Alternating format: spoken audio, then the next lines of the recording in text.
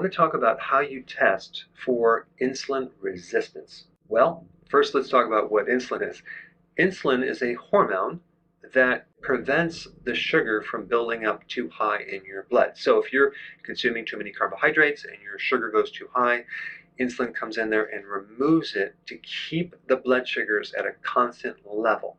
And so normally sugar is used as fuel, but in insulin resistance, this sugar is converted into fat because one of the purposes of insulin is to prevent fat burning and encourage fat storing. So anytime we have insulin resistance, we have a situation where this insulin is not working, so your body has to compensate. So it's going to keep making more and more insulin. That excess insulin is going to really just cause a lot of storage and prevent you from actually burning that glucose. So with insulin resistance, the carbohydrates are not burned or oxidized very easily. Instead, they are shunted to the liver where they start to develop fat within the liver. And so there's many different clues if you have insulin resistance. Number one, if you have high levels of triglycerides in your blood. Number two, if you have high LDL, specifically the small dense particles, okay? The way you would determine that is through an advanced lipid profile test. Another very good way to determine if you have insulin resistance is if you have a carb intolerance. So what are the symptoms of carb intolerance? Well, you don't do well with carbohydrates. You start gaining weight with too many carbs. Your blood sugars either go too high or too low, depending what's happening with insulin. You have bloating after you consume carbohydrates. You get fatigue after you consume carbohydrates. That was me. You're craving carbs all the time. You are not very satisfied. You're hungry. You cannot go for a period of time without needing food, especially carbohydrates. You have excessive urination at night. You cannot sleep through the entire night without getting up and using the bathroom.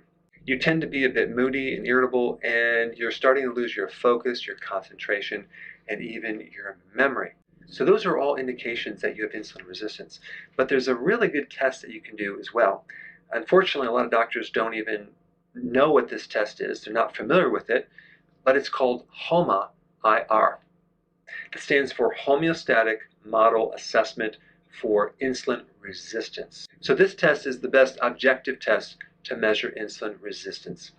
So it really looks at the relationship between two things: fasting blood glucose and fasting insulin. And they're both on a feedback loop because insulin is responding to glucose, right?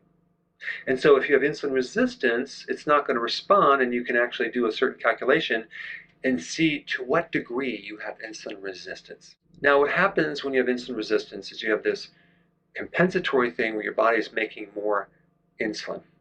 And that definitely occurs when you're a pre-diabetic, but as soon as you become a diabetic and your blood sugars go up, what really happens with insulin is it starts to go down because the cells in your pancreas are so exhausted that they are no longer making sufficient insulin.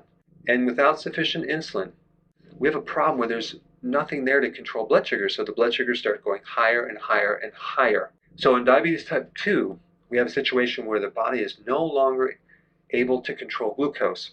And this is why people get on medications and then eventually even get on insulin.